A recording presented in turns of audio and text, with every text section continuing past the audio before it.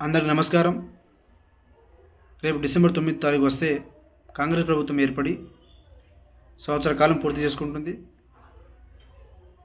మరి ఆ రోజు కాంగ్రెస్ పార్టీ ప్రభుత్వం ఏర్పడిన మొదటి సంవత్సరంలోనే 2 లక్షల ఉద్యోగాలు ఇస్తామని చెప్పడం జరిగింది.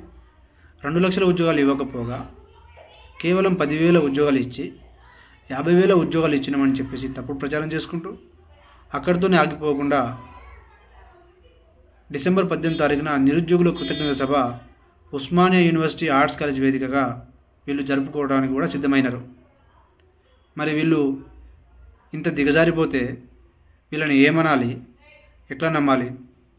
మరి వీళ్ళు ఇవ్వని ఉద్యోగాలని ఇచ్చిన మట్టు ప్రచారం చేసుకున్నప్పుడు తప్పు లేనప్పుడు మనం కూడా గ్రూప్ 1 1:100తో 1000 పోస్టులతో నోటిఫికేషన్ వేయాలని, జియో నంబర్ 46 రద్దు చేయాలని, డిఎస్సి 25,000తో మెగా డిఎస్సి వేయాలని, అక్కడ కేవలం బీఈడి క్వాలిఫికేషన్తో స్కూల్ అసిస్టెంట్లకు డైరెక్ట్ ప్రమోషన్ ఉండేలాగా వాళ్ళు ఏదైతే డిమాండ్ పెట్టినారో ఆ డిమాండ్ కూడా మనం దాన్ని ఇంక్లూడ్ చేసేట్లాగా, గ్రూప్ 2 2,000 పోస్టులు, గ్రూప్ 3 3,000 పోస్టులు, ఏజెన్సీ ప్రాంతాల్లో కేవలం ట్రైబ్స్కి మాత్రమే ఉద్యోగ అవకాశాలు ఉండేలాగా ఆ యొక్క డిమాండ్ కూడా మనం దీంట్లో పెడుతూ ఇట్లా కొన్ని డిమాండ్లతో మనం డిసెంబర్ 20 తారీఖున మనం చలో ఢిల్లీ కార్యక్రమం పెట్టుకుందాం. ఎందుకు చలో ఢిల్లీ కార్యక్రమం 20 తారీఖున పెట్టుకోవాలి అంటే దానికి 2 కారణాలు ఉన్నాయి. ఒకటి, తెలంగాణలో 1 మ్యాన్ కమిటీ రిపోర్ట్ మనకు జనవరి 11 తారీఖున రావాల్సి ఉంది. సో రెండోది, ఇప్పుడు పార్లమెంటు సమావేశాలు అనేది నడుస్తున్నాయి.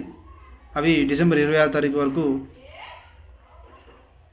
జరుగుతాయి కాబట్టి ఆ తర్వాత ఉండదు. కాబట్టి మనం డిసెంబర్ 20 తారీఖున ఢిల్లీ వెళ్తాం. ఢిల్లీ వెళ్ళి రాహుల్ గాంధీ గారు, ప్రియాంక గాంధీ గారు మనకు ఏ విధంగా అన్యాయం చేశారో, ముఖ్యంగా జియో నంబర్ 29 ద్వారా ఏ విధంగా మనకు ఎస్సీ ఎస్టీ బీసీ మైనార్టీలకు తీరని అన్యాయం ఏ విధంగా చేశారో, 2 లక్షల ఉద్యోగాలు ఇస్తామని చెప్పేసి మనకి ఏ విధంగా మోసం చేశారో, వీళ్ళ గురించి పార్లమెంట్లో వీళ్ళు చేసిన తప్పులను, వీళ్ళు చేసిన మోసాలను దేశం మొత్తం తెలుసుకునేలాగా అన్ని పార్టీ ఎంపీలను మనము కలిసి మెమోరాండం ఇచ్చి మన కోసం, తెలంగాణ యువత కోసం, తెలంగాణ యువతకి అండగా నిలబడాలని, కాంగ్రెస్ పార్టీ చేసిన మోసాలని పార్లమెంట్ సాక్షిగా గళమెత్తాలని చెప్పాలని మనము మెమోరాండంలో ఇచ్చి వాళ్ళని రిక్వెస్ట్ చేద్దాం. దాంతోపాటు కాంగ్రెస్ పార్టీ కార్యాలయానికి వెళ్ళి ప్రియాంక గాంధీ గారిని, సోనియా గాంధీ గారిని, రాహుల్ గాంధీ గారిని వీళ్ళందరినీ కలిసి కాంగ్రెస్ పార్టీ ఏ విధంగా మాకు అన్యాయం చేస్తుంది ఇక్కడ అనేది ఆ యొక్క పరిస్థితులు వివరించి, నిరుద్యోగులను లాఠీచార్జ్ చేయటం, ఇంకా తెలంగాణలో జరిగినటువంటి అన్ని, ముఖ్యంగా నిరుద్యోగులకు మనకు ఏ విధంగా అన్యాయం అయిపోయినాం అనే అంశాలను వివరిస్తూ వాళ్ళకు 1 రోజులు టైం పెట్టి మన కొన్ని డిమాండ్ల మీద మనం వాళ్ళకు టైం ఇద్దాం. ఈ 1 రోజులు డిసెంబర్ 20 తారీఖున మనం పోతే జనవరి 20 వరకు ఒక 1 రోజులు అయిపోతుంది.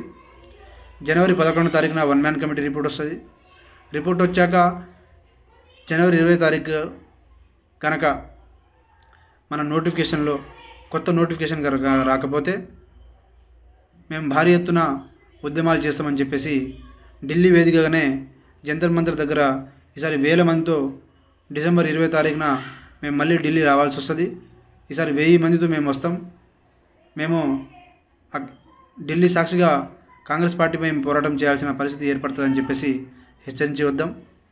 అయితే నిరుద్యోగ మిత్రులు మనమందరం కూడా మనం ఎగ్జామ్ అయ్యాక ఢిల్లీ వెళ్ళి వచ్చాక మనము అందరినీ కలుపుకుంటూ అందరూ ఒక కోఆర్డినేషన్తో ఇంతకుముందులాగా మనం సపరేట్గా కాకుండా ఒక ఐక్య కార్యాచరణ చేసుకుంటూ మనం ఒక ప్లానింగ్తో ఈసారి మూమెంట్ చేద్దాం, శాంతియుతంగా మూమెంట్ చేద్దాం.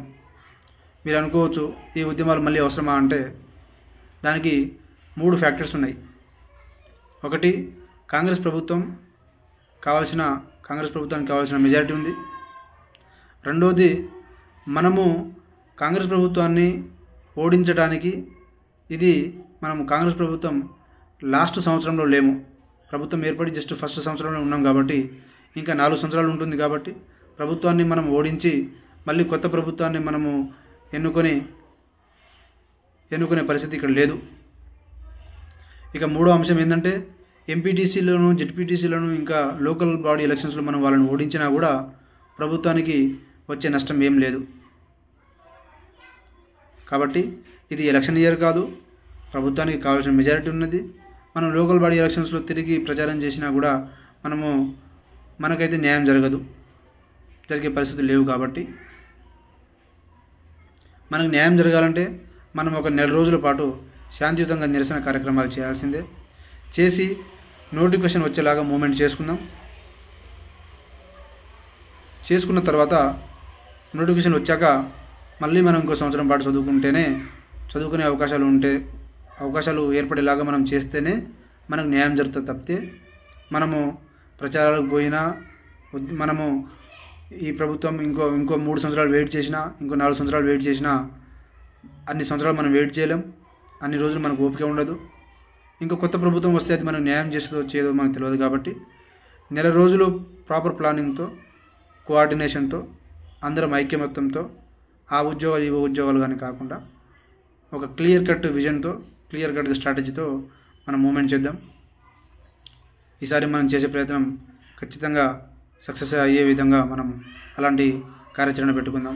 ఏదో 4 రోజులు 5 రోజులు చేసుకొని మళ్ళీ ఎగ్జామ్స్ ముందరే చేసుకొని ఇవన్నీ చేసుకోవడం కాకుండా కొంచెం ప్లానింగ్తో చేసుకుందామని చెప్పేసి నిరుద్యోగ మిత్రులకు నేను ఈ సందర్భంగా మనవి చేస్తున్నా. కాంగ్రెస్ ప్రభుత్వాన్ని కూడా నేను ఈ యొక్క సందర్భంగా మేము చాలా క్లియర్గా చెప్తున్నాం. సార్, మాకు ఎలాంటి వేరే పొలిటికల్ ఇంటెన్షన్స్ లేవు. మీరు నిజంగా వన్ మ్యాన్ కమిటీ వేయాలనుకుంటే ఆ రోజు అసెంబ్లీ అయినా వెంటనే వేసేటోళ్ళు. కానీ కావాలని మీరు 2 నెలలు ప్రొలాంగ్ చేసినారు. మళ్ళీ ప్రొలాంగ్ చేసి మళ్ళీ జాబ్ క్యాలెండర్ని పక్కన పెట్టేలాగా, సైడ్ పెట్టేలాగా, డైవర్ట్ చేసేలాగా మళ్ళీ ఆ కమిటీకి 2 నెలలు టైం ఇచ్చినారు.